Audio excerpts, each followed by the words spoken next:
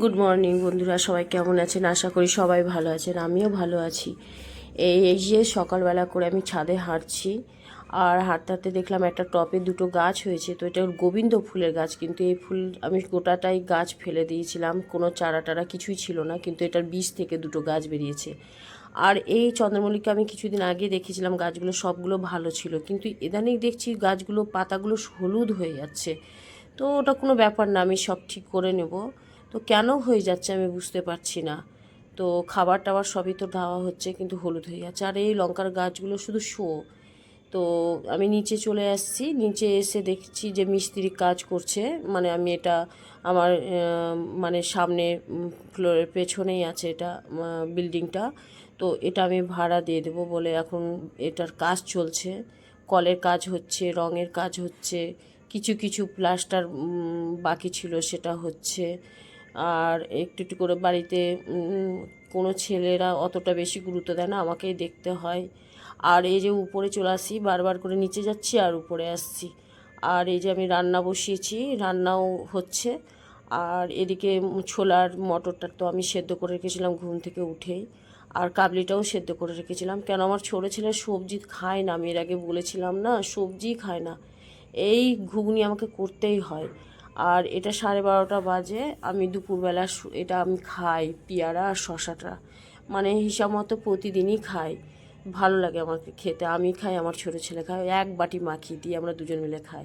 আর এটা লঙ্কা, এই লঙ্কা বলছি, এটা কুল, এত শুকনো কুল, একে এত সেদ্ধ করেছি যে এ কিছুতেই মানে নরম হচ্ছে না, মানে শক্ত হয়ে থাকছে। আমি আবার কি করব, এর মধ্যে গুড় দিয়ে দিলাম, গুড় দিয়ে ভালো মতো করে এরকে চটকাচ্ছি। আর ভালো করার জন্য আর একটা সবজি হচ্ছে এখানেও এটা কষাচ্ছি ভালো করে, যত কষানো যায় ততই সবজি ভালো হয়। এবার এতে কষিয়ে নিয়ে এর মধ্যে জল দিয়ে দেবো। আর এদিকে কুলটার পেছনে মানে কুলটাও পাশে হচ্ছে, কিন্তু কুলটা আমাকে খুব একদম করছে, কুলটা কিছুতেই কুলটা ঠিক হচ্ছে না। আর ও খাবে, আর এটা হচ্ছে আমার প্রিয় সবজি, বড়ি আলু আর সজনা দিয়ে। আমি সজনাটাকে আগে সেদ্ধ করে, সজনা আর আলুটাকে সেদ্ধ করে ভাপিয়ে রেখেছিলাম।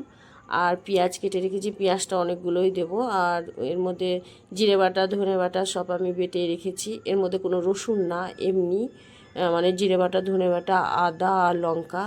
আর পেঁয়াজটাকে বেশ ভালো করে লাল করে ভেজে নিয়েছি, আমি খুব সুন্দর করে ভাজছি কিন্তু।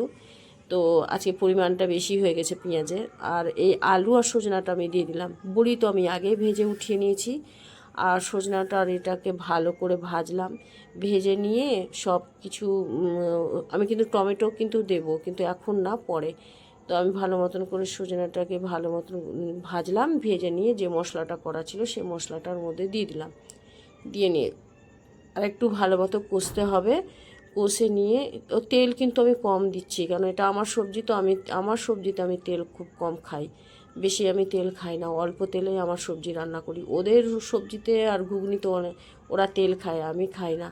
তো আমি যতটা পারি কম তেলেই রান্না করি। আর এই যে সজনাটা আমি কষে নেওয়ার পরে কিন্তু সজনা দিই, দেখি এই সজনা টমেটোটা মানে সব কিছু হয়ে যায়, তারপরে আমি সব লাস্টে টমেটোটা দিই, কেননা সজনা আর আলু সেদ্ধ হয়ে যাওয়ার পরে টমেটো যদি দেওয়া হয় তো বেশি তরকারিটা বেশ নরম হয়, মানে আলুটা নরম হয়, খুব ভালো লাগে খেতে আলুটা।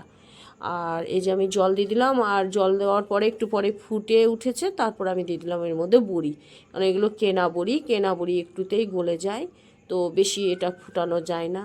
তো নমস্কার বন্ধুরা, ভালো থাকবেন, সুস্থ